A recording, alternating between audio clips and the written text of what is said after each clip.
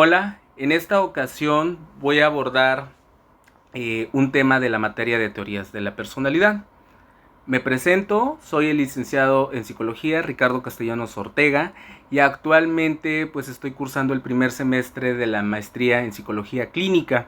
En este tema en esta ocasión me toca desarrollar el tema de teorías post-freudianas. Es muy importante, antes de adentrarnos al tema, saber qué es la personalidad. El concepto de personalidad se refiere a esa estructura dinámica que tiene un individuo y que se compone de diferentes características, tanto psicológicas, conductuales, emocionales y sociales. Estas características se desarrollan a partir de la interacción de elementos ambientales y biológicos. La personalidad tiene dos componentes muy importantes que enfocados en el temperamento y el carácter. Cuando hablamos del temperamento son aquellas características hereditarias y el carácter se va forjando de acuerdo a todas esas experiencias que va teniendo en el individuo a lo largo de su vida. Pues voy a mencionar a continuación quiénes fueron los pioneros de las teorías postfreudianas. Tenemos a Anna Freud, a Melanie Klein, a Wilhelm Reich,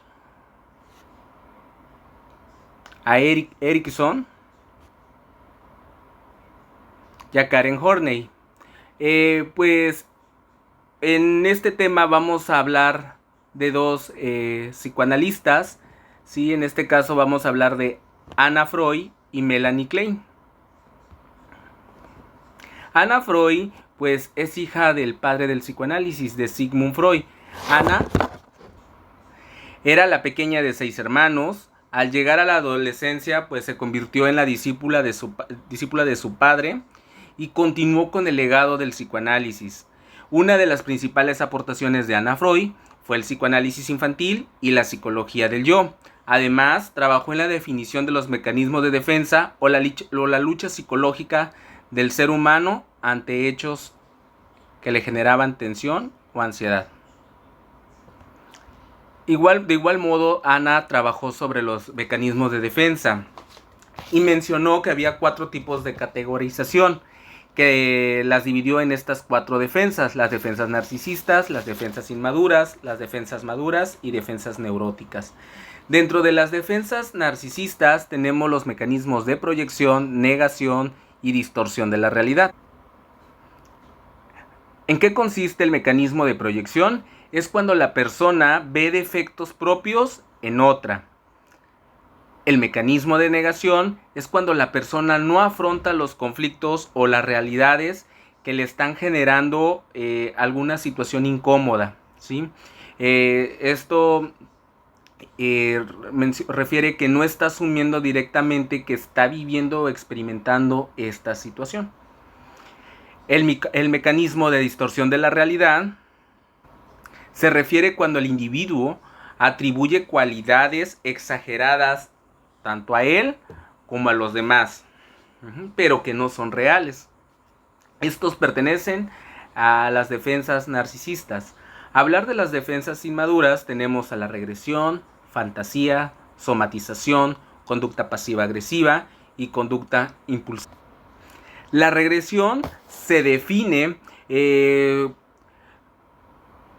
como en el proceso de la vida de un sujeto que ya está en un estado evolutivo y se regresa a una etapa anterior. A eso nos referimos cuando abordamos la regresión. Al hablar de la fantasía, es esa construcción de la realidad que se ha idealizado de una persona o situación, y esta nos sirve para poder compensar una realidad.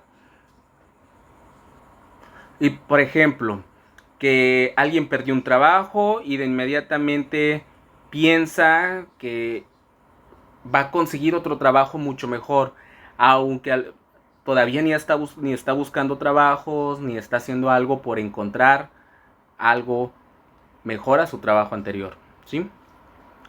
Hablamos de la somatización.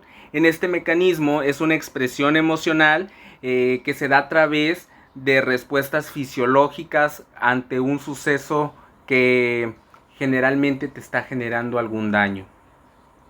En la conducta o en el mecanismo de conducta pasiva agresiva, el sujeto va a mostrar un exceso de pasividad, aparentemente para encubrir cierto grado de agresividad o pulsión tanática. Aquí podemos ver que pueden ser personas que de la nada te ignoran, te aplican la ley del hielo, o incluso lo podemos ver, ¿no? O sea, que les puedes escribir ahorita en WhatsApp, te dejan en visto y simplemente no hay una respuesta. Uh-huh. En la conducta impulsiva podemos encontrar que la persona evita reflexionar sobre sus deseos, sobre su comportamiento. Incluso son personas con baja tolerancia al estrés, a la frustración. Y este mecanismo evita o imposibilita que la persona se detenga a pensar sobre el comportamiento que ha estado teniendo. De igual modo tenemos las defensas neuróticas y aquí tenemos los mecanismos de necesidad de control, aislamiento, racionalización, disociación y represión. La necesidad de control, vemos que el sujeto tiene esa necesidad de poder controlar todo, tanto a él mismo como a los demás, incluso como al ambiente. En aislamiento se refiere cuando la persona se ensimisma y se aísla de las personas que se pueden encontrar a su alrededor. La disociación es esa escisión de la conciencia que evita o que genera que la persona se desconecte de la realidad. Por lo general esto sucede ante eventos traumáticos, ¿no? Y podemos ver que un sujeto pudo haber tenido una situación muy dolorosa y su narrativa no demuestra ninguna emotividad. En la represión, pues este mecanismo trata de expulsar, extraer o erradicar de la conciencia esos pensamientos y deseos que no nos agradan y que nos están produciendo dolor o incluso ansiedad. Por último, dentro de las defensas maduras tenemos a la sublimación. Este mecanismo es la conversión de los deseos inaceptables y los conflictos internos, donde los trabajamos por algo socialmente aceptable y puede ser canalizado mediante arte, ciencia o deporte. Ok, pues estos son los mecanismos de defensa que Anna Freud trabajó y pues los enfocó en la infancia y adolescencia. Vamos a pasar con la siguiente psicoanalista, que es Melanie Klein. Melanie Klein describió la primera posición depresiva y con posterioridad la posición esquizoparanoide, que las vamos a abordar a grandes rasgos dentro de este tema.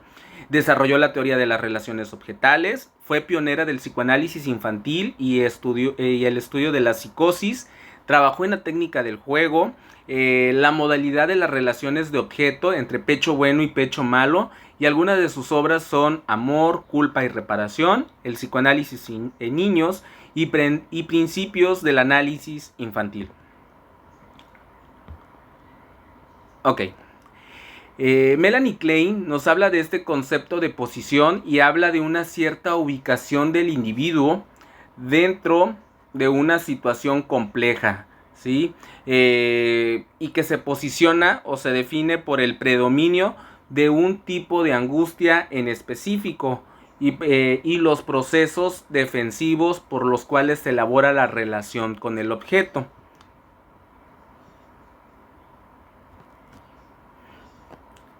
Dentro de la posición esquizoparanoide, la dividimos o se divide en esquizoide y paranoide. Esquizoide es que el mundo está formado de objetos parciales y también existe una escisión. ¿Qué quiere decir esto? Que está esta división entre lo bueno y lo malo.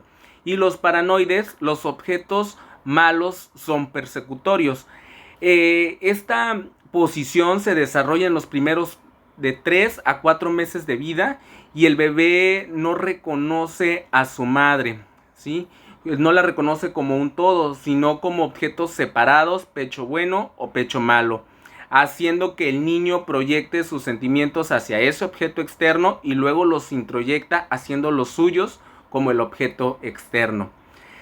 Dentro de la posición depresiva, pues esta se trabaja a partir del primer año, donde el niño ya comienza a integrar todos los objetos y que tiene aspectos tanto positivos como negativos. Y aquí reconoce al objeto madre como un todo.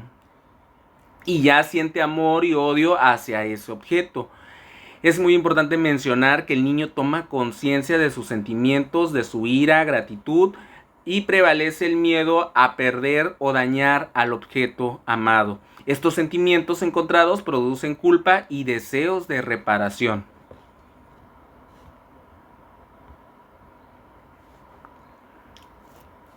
Ok. También la teoría de Melanie Klein nos menciona que desde el vientre materno, pues el bebé cubre o el niño cubre todas sus necesidades, ¿no? O todas las necesidades ya están cubiertas. Y que cuando nace se genera uno de los primeros eventos traumáticos.